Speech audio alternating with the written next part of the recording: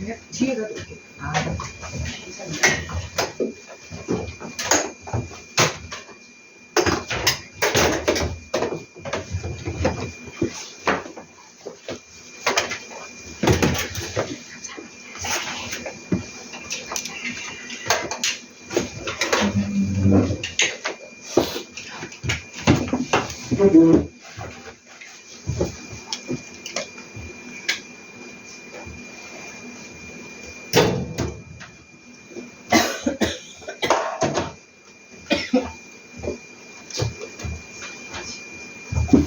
오늘 성탄절은 이제 걸어뒀지. 예수님이 태어나실 때 그때 시대가 전쟁이 한 700년 동안 아수르, 바벨론, 바사, 헬라, 로마는 63년에 헬라를 무너뜨렸으니까 이제 앞으로 진행될 예수님이 오시고 나서 진행될 전쟁도 끊임이 없었습니다. 그런 시대에 예수님이 이 땅에 오셨는데 그러한 전쟁의 끝자락에서 강력한 로마가 통치하게 되었고 그럴 때 사람들이 구하는 것은 평화였습니다.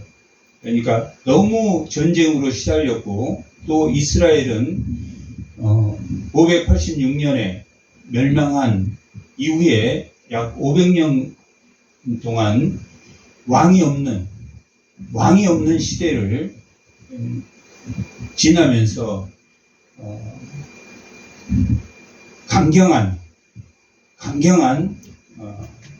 강경주의자들이 예수님 당시에는 열심당들이 가장 강경한 로마와 대적에서 싸웠던 강경한 사람들이었고 하스몬 그 400년 전 146년경에 하스몬 왕조라는 왕조가 있었는데 헬라의 마지막 이제 헬라가 무너질 쯤 해서 강력하게 헬라에 대적해서 약 70년 동안 유대라는 나라를 회복하게 됩니다.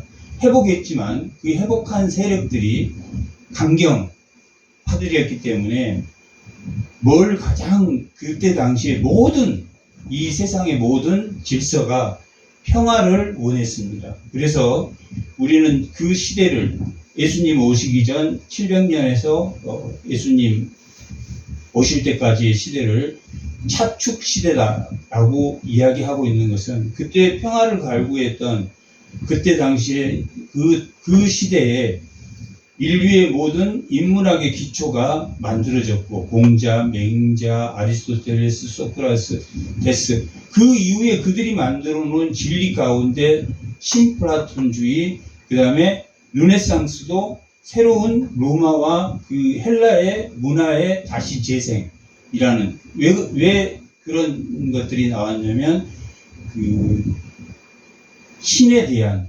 암흑기가 한 1000년 동안 500년에서 한 1500년 사이를 신의 암흑기라고 말하는데 그 시대의 암흑기 속에서 인간이 다시 신을 배제한 인간이 새로운 평화를 추구하기 위해서 이 르네상스 새로운 문화라는 게 이성으로 우리가 평화롭게 할 수 있다라는 그런 인문학이 발전하게 됩니다. 그럴 때 지금 예수님이 오늘 본문에서 아하스라는 왕이 나오는데 이 이사야는 왕들이 어떻게 이 세상을 통치하는가 하는 것이 1장에서 39장까지의 내용입니다. 이 왕들이 평화를 유지했겠습니까? 못했겠습니까? 어느 누구도 바벨론도 바사도 헬라도 로마도 평화를 유지하지 못했고 그 결국은 죄 때문에 그러한 결과가 오게 되는데 아무도 평화를 누리지 못한 그 원인이 오늘 이 예수님이 이 땅에 오신 임마누엘로 오신 그 이유이기도 하지만 이렇게 이사야는 1장부터 39장까지가 왕들이 평화를 어떻게 유지하는가라는 내용이고 40장에서 55장까지는 고난받는 종이 와야 된다. 평화가 유지하기 위해서는 고난받는 종의 시대가 와야 된다.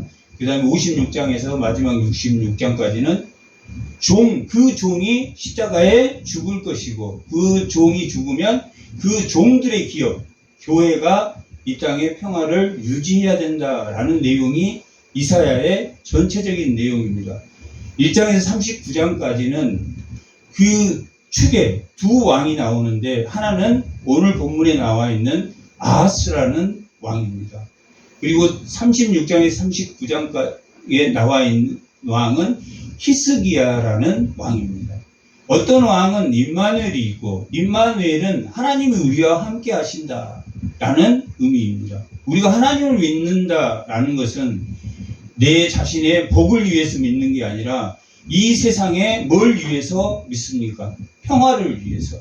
그런데 어떤 그룹이 어떤 평화를 유지하느냐가 중요한 건데 예수님이 당시 이 땅에 왔을 때 바리새인들은 누구의 평화를 원했습니까? 이 땅의 평화를 원했습니까? 바리새인들만의 평화를 원했습니까?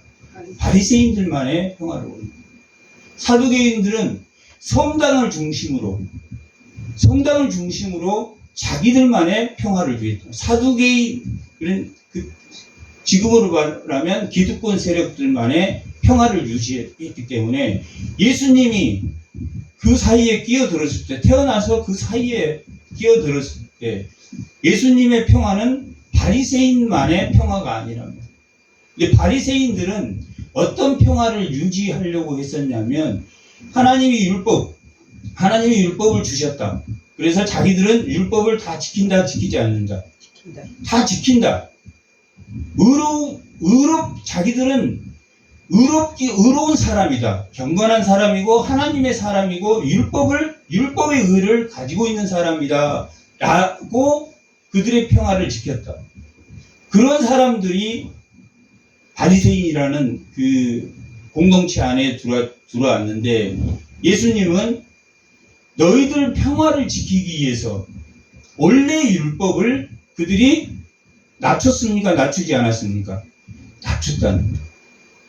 왜냐하면 율법의 기준은 살인하지 말라라는 것은 마음으로도 미워해서는 안 된다라는 의미를 가지고 있었는데 그게 믿음의 의인데 그들이 나는 의로운 사람이다 하기 위해서 뭘 낮췄습니까? 율법의 의의를 낮춰서 자기들만의 평화를 위해서 그리고 이방인은 그 바리새인 안으로 들어갈 수가 있는 틈이 있었습니까? 없었습니까? 없었습니다. 바리새인은 바리새인만의 평화를 유지하기 위해서 예수님이 마태복음 5장에서 7장까지 산상수훈에서 너희들이 지키고자 하는 평화의 공동체는 잘못됐다.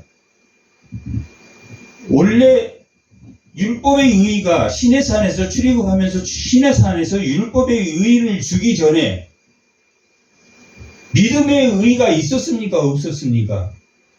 창세기에는 창세기 15장 그 5절에는 아브라함이 믿었다. 상속자리 너의 씨를 줄 것을 아브라함이 믿었다. 믿음의 의의가 나타나지만 히브리서에는 어느 때부터 의의가 존재했냐면 아벨 때부터 믿음의 의의가 존재했다라고 말하고 있습니다.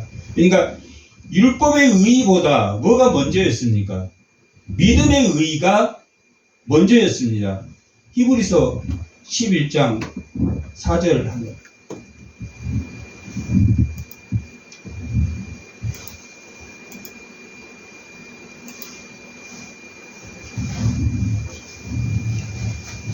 믿음으로 아벨 때부터 믿음이 있었습니까? 없습니까? 믿음으로 아벨은 의로운 자로 증거되었다라고 히브리서가 증거하고 있다. 창세기에는 아브라함의 믿음의 의의가 나타나지만, 그래서 율법의 의의보다 믿음의 의의가 먼저입니까? 먼저 아닙니까? 먼저란 말이에요.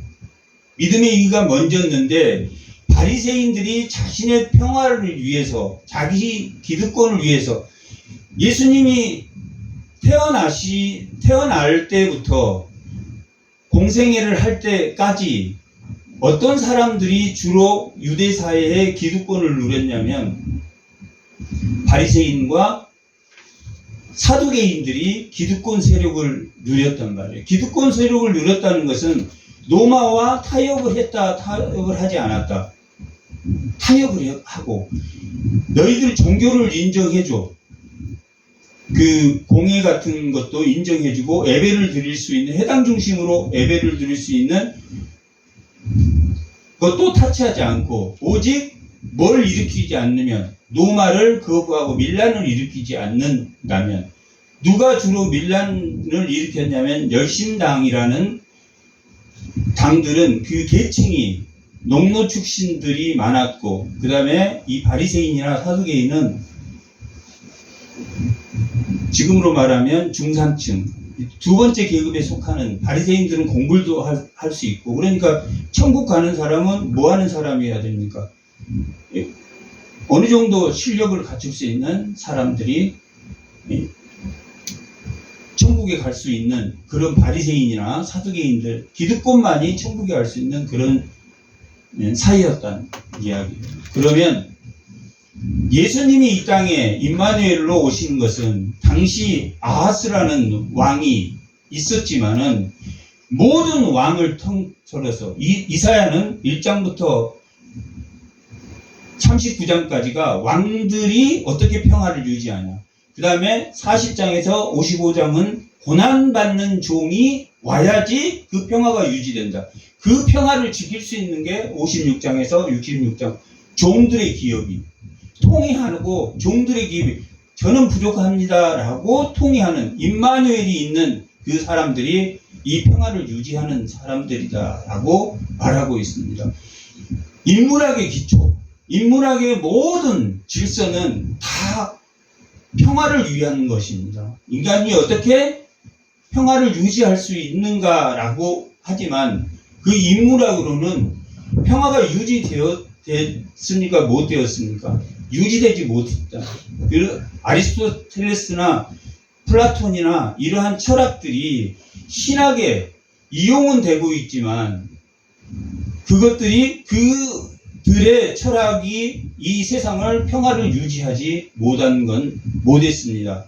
그래서 이 아하스라는 왕은 대표적으로 아주 하나님을 싫어하는, 하나님에게 징조, 여기서는 징조라고 나와 있는데 하나님께 구하지 않아도 나는 평화를 유지할 수 있다라는 사람이 이 아하스 왕이 대표입니다.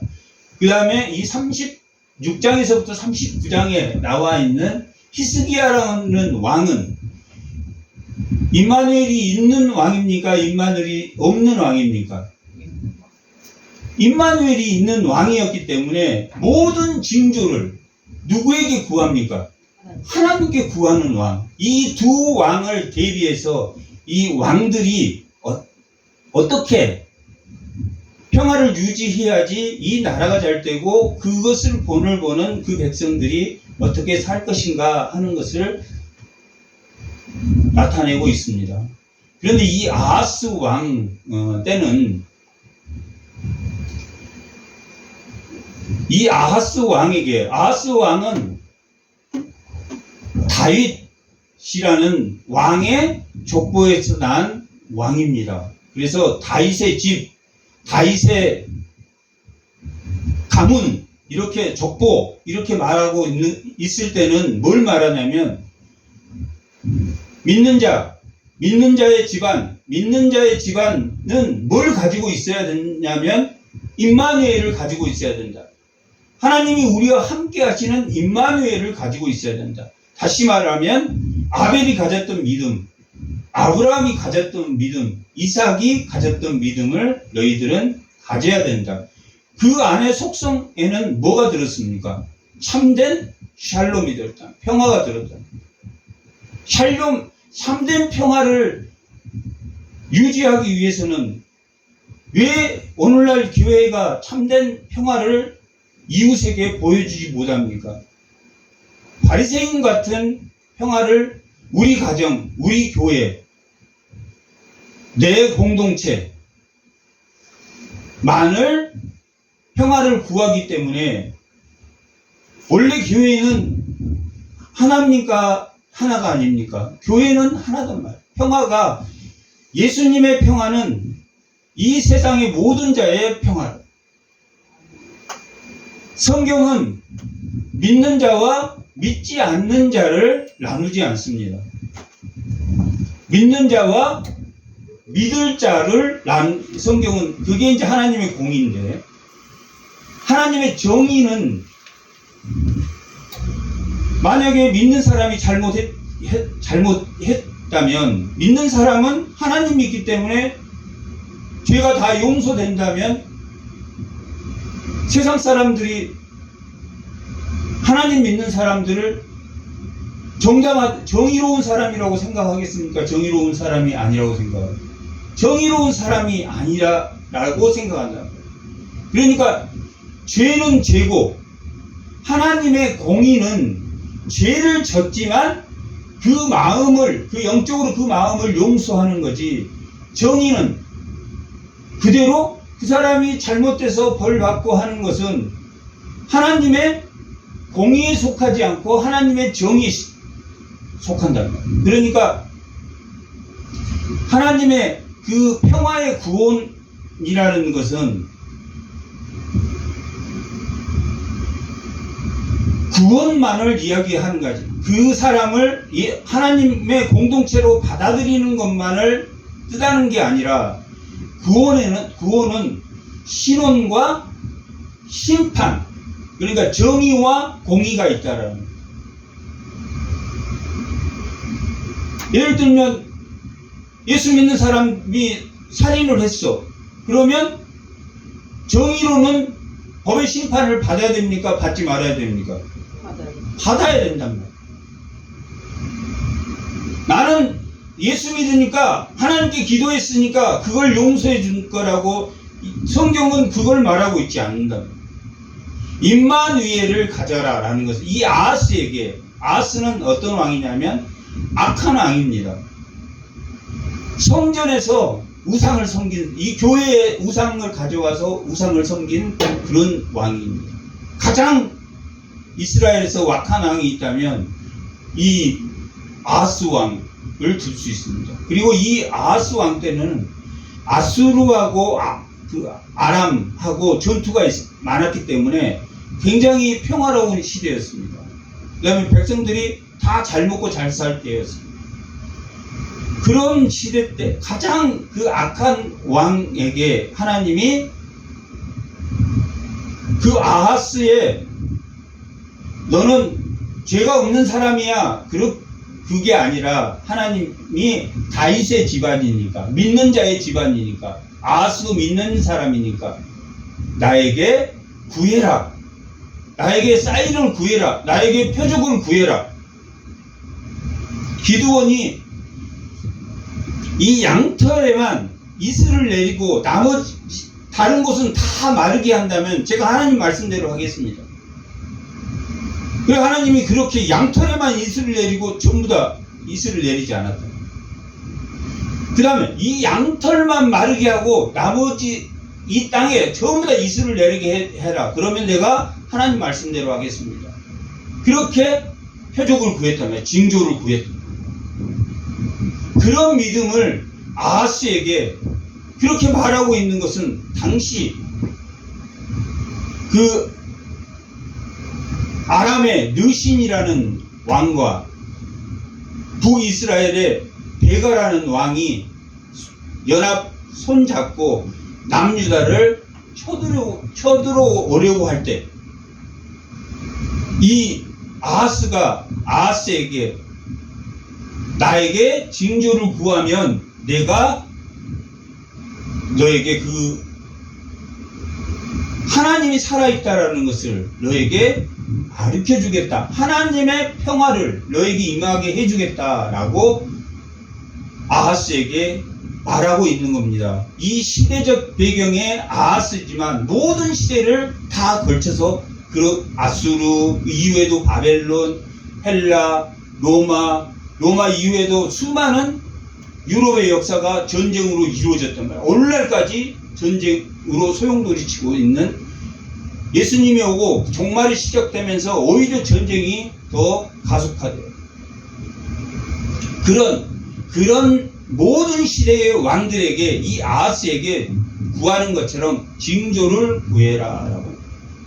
오늘 10장 이 이후에는 뭐냐면, 이전에 1절부터 9절까지는 어떤 이야기냐면, 베가와 아람이 쳐들어올 것이다. 우리 예수 믿는 사람에게, 하나님을 믿는 사람에게 아람과 베가 같은 그런 고난이 쳐들어옵니까? 쳐들어오지 않습니까? 늘상 쳐들어옵니다. 나는 고난이 없습니다. 고난이 없을 리가 없습니다. 이러한 고통 속에 너희가 몰리게 될 것이다. 그랬을 때 누구를 찾아라? 하나님을 찾아라. 그 하나님을 찾아라 하는 그 임마누엘로 누가 이 땅에 오셨습니까? 예수님이 이 땅에 오셨습니다. 그 임마누엘, 하나님과 함께 하시는 분도, 예수님이 십자가에 죽으심으로 모든 인간의 차별과 이기심을, 그 죄를 십자가에 대속하고 예수를 믿음으로 인해서 우리가 우리의 이기심과 그 욕망을 다 버려내지는 못하지만, 예수님이 죽으시고 우리에게 뭘 보내주셨습니까? 가장 먼저 성령을 보내주셨답니다. 성령이 우리를 인도할 때 예수님의 평화를 우리가 맛본다? 맛보지 않는다? 그때 맛본다. 오늘 본문은 뭐냐면, 이 아하스가 나를 믿어라. 그러니까 저는 하나님을 시험하지 않겠다. 하나님을 내가 왜 수고롭게 합니까? 그럴 때 이 아하스는 이미 당시의 강대국이었던 아수르라는 나라에 사신을 보내서 벌써 이 아람과 르신이 이렇게 쳐들어오면 우리를 좀 도와다오, 이렇게 조약을 맺었기 때문에 하나님이 없어도 자기를 지킬 수 있다라고 생각했다, 생각하지 않았다? 생각했다. 그러나 그 생각대로 된다, 되지 않는다 라고 성경은 말하고 있습니까? 되지 않는다 라고 말합니다. 그게 이사야 1장부터 39장까지의 줄곧 내용입니다. 13장에서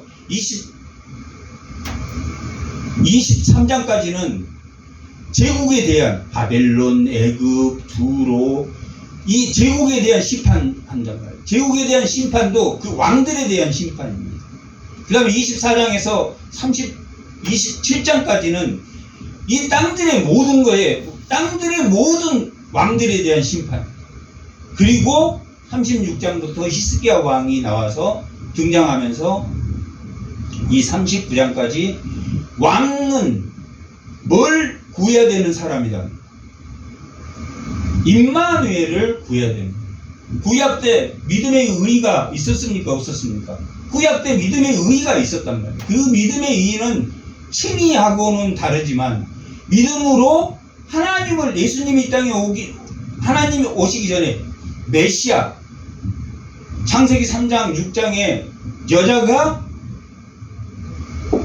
그 자식을 낳아서 그 사탄의 머리를 누를 것이다 라고 말하고 있는, 그러나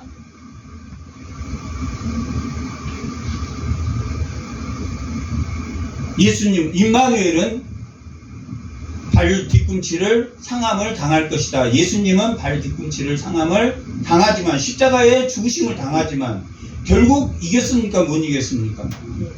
이겼단 말이에요. 사탄을 이겼단 말이에요. 그래서 이 지금 아하스 왕에게 하는 하나님께서 하는 그 말은 너희가 임마누엘 오시는 메시아, 창세기 3장 15절에서 말하는 여자의 몸에서 태어날 처녀의 몸에서 잉태할 그 임마누엘을 너희가 가져라 라고 그렇게 말하고 있는 겁니다. 그 임마누엘이 예수의 탄생이고, 우리가 하나님 임마누엘 예수님을 우리가 갖는다라는 것은 이 땅에 정말 많은 진리가 있다. 가장 진리에 가까운 학문을 우리가 수학을 우리가 가장 진리에, 수학은 자연수가 변합니까? 변하지 않습니까? 변하지 않는다.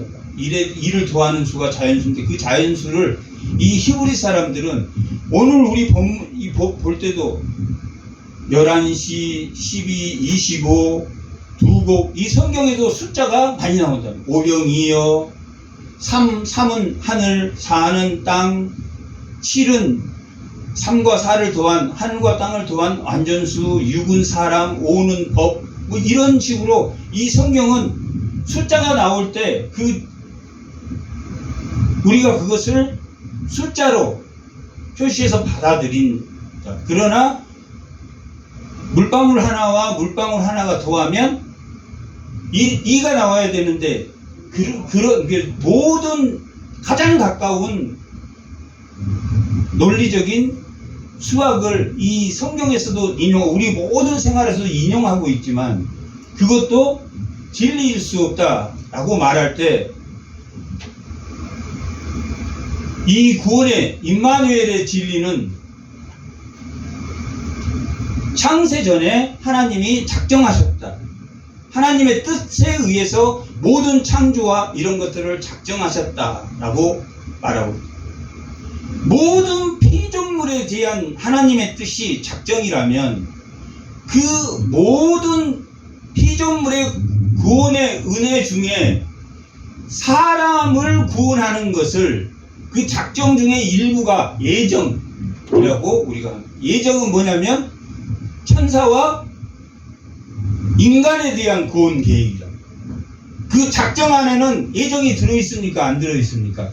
들어있습니다.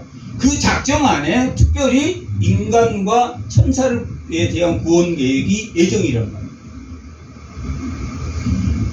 그것을 기록해 놓은 것이, 그것을 선지자를 통해서 기록해 놓은 것이 뭡니까? 성경이란 거예요.